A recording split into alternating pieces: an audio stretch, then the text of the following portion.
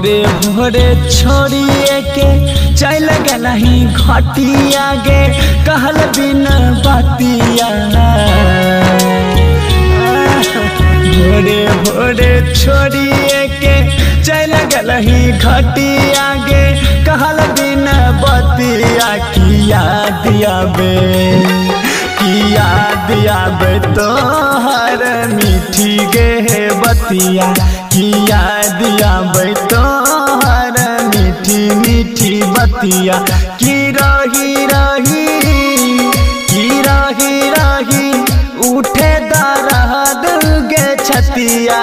की रही उठे दर्द गे छतिया। किया दियाबे तोहर मीठी गे बतिया। किया दियाबे तोहर मीठी मीठी बतिया।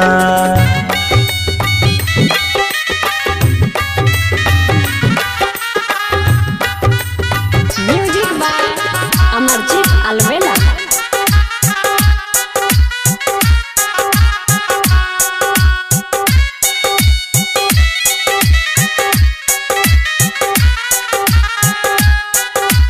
Recording by Mithilesh Sharma.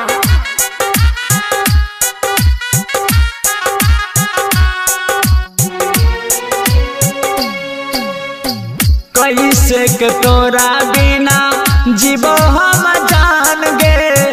पागल कहई छो जमाना। पागल बनाही चल गेलही तू जान गे। गलती की कैला तो दीवाना। ता सोची फिर छिको गे मतिया। ता सोची फिर छिको गे मतिया। किया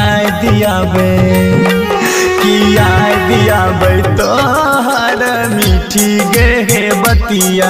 किया दियाबे तोहर मीठी मीठी बतिया।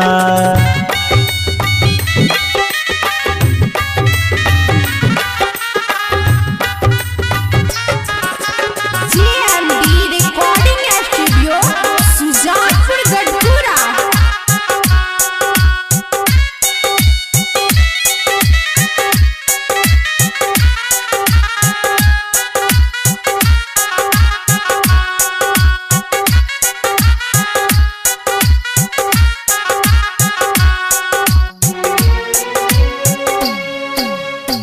खैले रही गिरिया जान साथे नाही छोड़ब।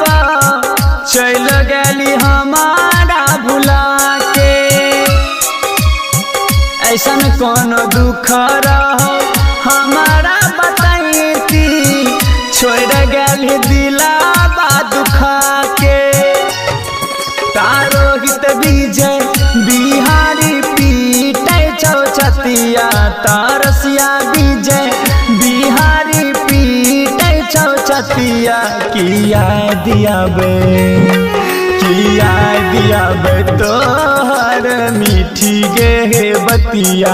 किया दियाबे तोहर मीठी मीठी बतिया। रिकॉर्डिंग